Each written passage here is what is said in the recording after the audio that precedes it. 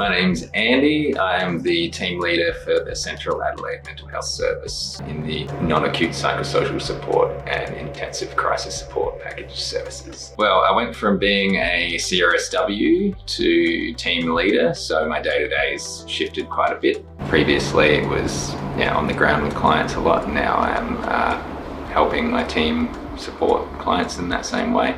Community rehabilitation support worker, and we have peer workers obviously as well. Peer workers are designated lived experience workers, so they do the same job as a CRSW and more, I would say, because they facilitate groups. I think pretty much most people in these lines of work, they have some lived experience of their own, even if they're not in a designated role, and that's certainly my experience. I have mental health in my family, I've experienced my own struggles, and I think helping people through that is a very important thing. So we have a few options. The ICS and NAPS programs are referral only. We can get referrals from clinical services. There's a walk-in service called the UMHCC just down the road, the Urgent Mental Health Care Centre. They're a direct referral partner. We have other urgent care centres in the north and south of Adelaide that can do the same, but predominantly we get our referrals from community mental health teams. But we do have a Wellness Connect program as well, which is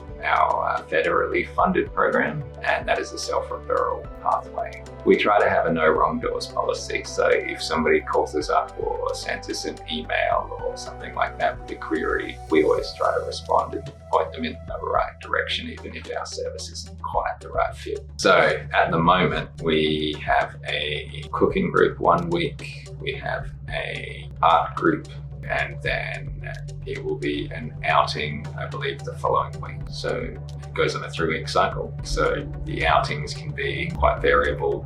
Often it's a coffee catch up, sometimes it's an activity. The group essentially decides week to week what the activity will be. It depends on the person, really. I think a trusting relationship with your workers is really important. It's really about finding a way for a person to find that within themselves. So no one's recovery happens because someone else wants them to do it. A lot of people that come to us through clinical services have had a lot of stuff forced upon them, forced treatments, all sorts of stuff like that. We try not to replicate that at all. We're person-led, so we let the people we support decide what their recovery looks like, and we walk alongside them. It's a fine distinction, but I think it's an important one because we don't pretend to be the expert in anyone else's life. We're essentially passengers. I think that makes a very big difference. I think it's an essential aspect. It's particularly critical that we have designated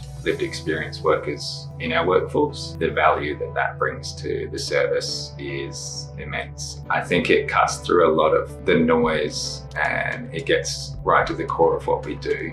That we have people who actually lead into their profession with that, whereas in the past a lot of people who've encountered mental health challenges would keep that to themselves, and it's very inspiring to see those changes over time. And I've been in the industry long enough to actually see that happen in real time, where there's been a change towards peer work becoming very much its own profession and its own practice. Well, we have a lot of fun together, that's certainly true. One thing that's become very apparent is that when people have had a really positive experience with our service, they would like to stay under this umbrella quite often. We don't present those services to them as, yes, you should do this. It's very much their choice and direction. They've had a good experience with us and they're choosing to go in that direction to stay under our service umbrella at Life Without Barriers, which is a great compliment to what we do collectively, that we've built trust and that trust carries on.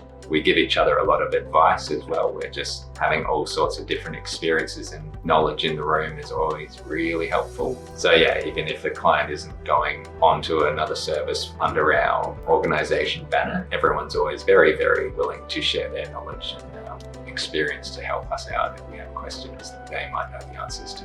In South Australia, we only provide psychosocial support, so that's a non-clinical service. We support people in the community we work in collaboration with their clinical care teams and anyone that's important to them as well. But we do not replicate the clinical treatment experience. So we support people, we can offer them moral support in appointments with doctors and that sort of thing. But our main objective is to support people in their everyday life out in the community. So building up their daily routines, helping with social connections, and addressing social isolation is a huge part of what we do. We do offer some sorts of transport supports and that sort of thing, but generally we foster independence. So it might be teaching somebody how to use and navigate the public transport system, how to maintain their home, and if they're struggling with anything that we can't help them build that capacity in, linking them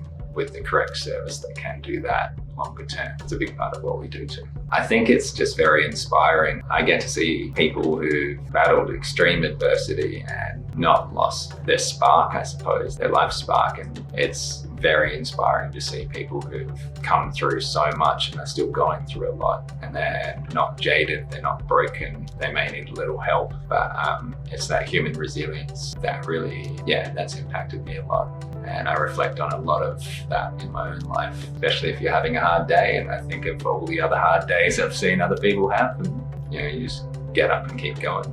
I've learned quite a few things.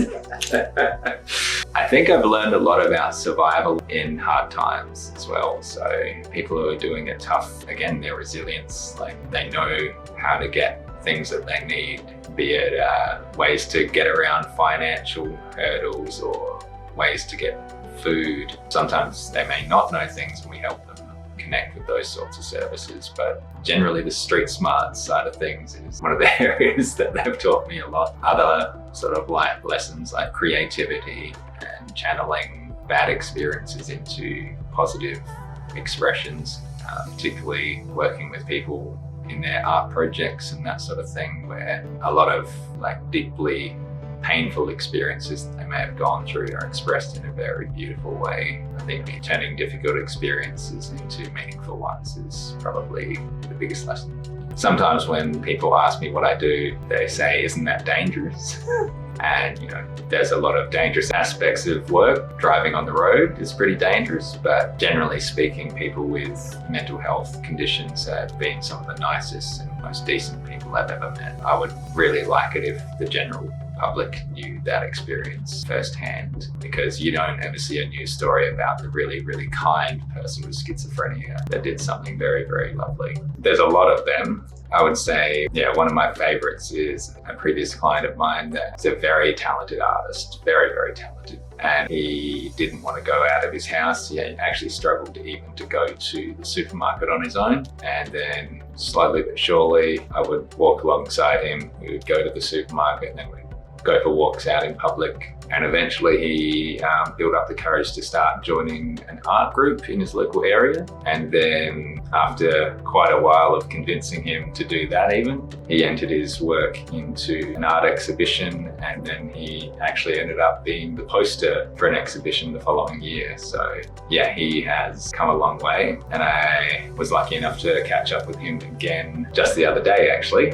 And he let me know that he had actually came second place in a pretty prestigious art prize. So he's gone from not wanting to do anything, not really having a lot of faith in his own work, to being out there in the public eye and actually, getting credit, much deserved as well. So he's very talented. But he headlined the Nemai Living Arts Expo last year and won the second prize in the Waterhouse Awards. So it's the best place I've worked. My job back when I worked in Country South years ago was the first time I ever experienced a workplace that really aligned with my values and was actually an enjoyable place to work. It didn't feel like work. I think the philosophies of this place are very in line with my life philosophies. I think this area of work is very rewarding. I've worn many hats in mental health. I've worked in psychiatric research, brain research. I've worked in clinics, in treatment settings. This is the best area of work. I've always gravitated back here, and Life Without Barriers was my first experience of having a job I